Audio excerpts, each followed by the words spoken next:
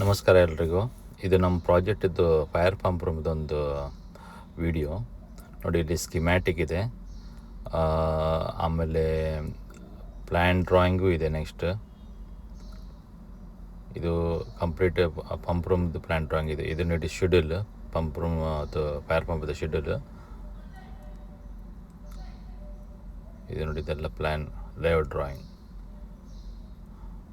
ಇದು ಸೆಕ್ಷನ್, ಇದು tank detail, ಇದು ಸೀಕ್ವೆನ್ಸ್ ಆಫ್ ಆಪರೇಷನ್. ಒಂದು ಜಾಕಿ ಪಂಪು, ಒಂದು ಡೀಸೆಲ್ ಪಂಪು, ಒಂದು ಎಲೆಕ್ಟ್ರಿಕಲ್ ಪಂಪ್ ಇದೆ. ಅದರದ್ದು ಕಾನ್ಫಿಗರೇಷನ್ ಹೆಂಗೆ ಅಂತ. ಆಮೇಲೆ ಇದು ಪಂಪ್ ರೂಮ್ಗೆ ಎಂಟ್ರೆನ್ಸ್ ಕೆಳಗಡೆ.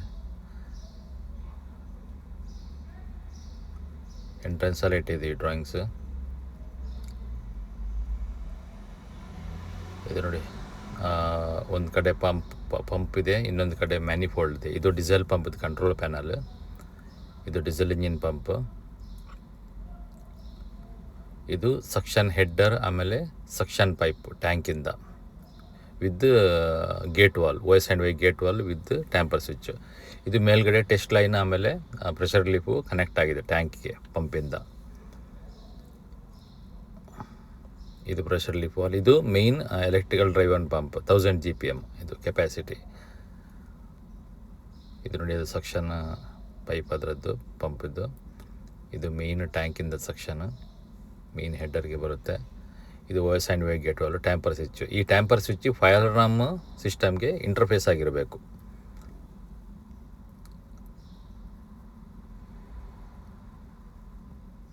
ನೋಡಿ, ಸೇಮ್ ಇನ್ನೊಂದು ಡೀಸೆಲ್ ಇಂಜಿನ್ ಪಂಪ್ದು ಸಕ್ಷನ್ ಆ ಕಡೆದ್ದು, ಇದು ಟ್ಯಾಂಕಿದ್ದು.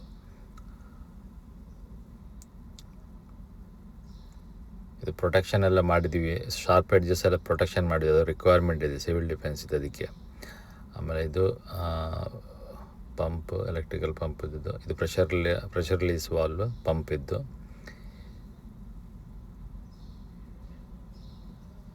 ಆಮೇಲೆ ಈ ಕಡೆ ಜಾಕಿ ಪಂಪ್ ಇದೆ ನೋಡಿ, ಇದು ಜಾಕಿ ಪಂಪ್, ಅದರದ್ದು ಸಕ್ಷನ್, ಆಮೇಲೆ ಡಿಸ್ಚಾರ್ಜ್ ಇದೆ. ಡಿಸ್ಚಾರ್ಜಲ್ಲಿ ಒಂದು NRV, ಒಂದು OS and Y gate valve ಇರುತ್ತೆ. ಆ OS ಆ್ಯಂಡ್ ಗೇಟ್ ವಾಲ್ಲು ಟ್ಯಾಂಪರ್ ಸ್ವಿಚ್ ಹಾಕಿ ಫೈರ್ ಅಲಾರ್ಮ್ಗೆ ಇಂಟರ್ಫೇಸ್ ಮಾಡಿರಬೇಕು.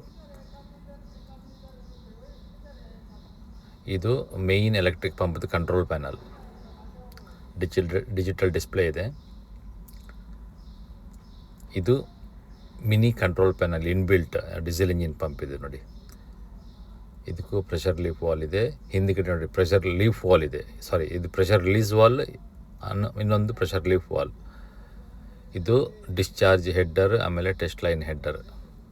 ಟೆಸ್ಟ್ ಲೈನ್ ಹೆಡ್ಡರ್ ವಾಪಸ್ ಟ್ಯಾಂಕಿಗೆ ಕನೆಕ್ಟ್ ಆಗಿದೆ. ಇದು ಲಿಕ್ವಿಡ್ ಫಿಲ್ಡ್ ಪ್ರೆಷರ್ ಗೇಜ್. ಇದರದ್ದು pressure range 2 times of the pressure rating of the pipes and fittings. It means 600 PSI. ಇದು ಸಕ್ಷನ್. ಇದು ಮ್ಯಾನಿಫೋಲ್ಡು.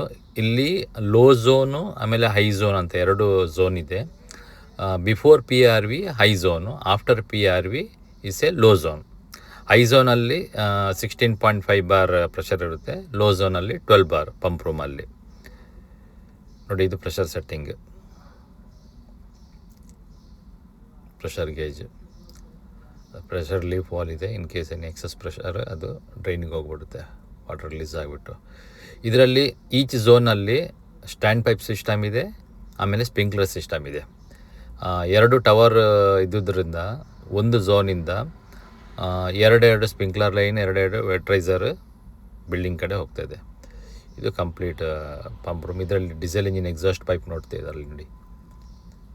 ಇದು ಎಂಟ್ರೆನ್ಸ್, ಆ ಕಡೆಯಿಂದ ಬರಬೇಕು. ಆಮೇಲೆ ಇಲ್ಲಿ ಡೀಸೆಲ್ ಟ್ಯಾಂಕ್ ಇದೆ ನೋಡಿ. ಇದು 250 US ಗ್ಯಾಲನ್ದು diesel tank with concrete bund wall dune ಸ್ಯಾಂಡಿಂದ ಫಿಲ್ ಆಗಿದೆ ನೋಡಿ ಒಳಗಡೆ. ಇದು ಆಮೇಲೆ ಡೆಡಿಕೇಟೆಡ್ ಸಂಪಿಟ್ ಇದೆ ಇದರಲ್ಲಿ. ಆಮೇಲೆ ಸಂಪಂಪ್ ಇನ್ಸ್ಟಾಲ್ ಮಾಡಿದ್ದೀವಿ, ಆಟೋಮೆಟಿಕಲ್ ಇದೆ. ಇದು ಆಟೋ ಆಪರೇಷನಲ್ಲಿದೆ.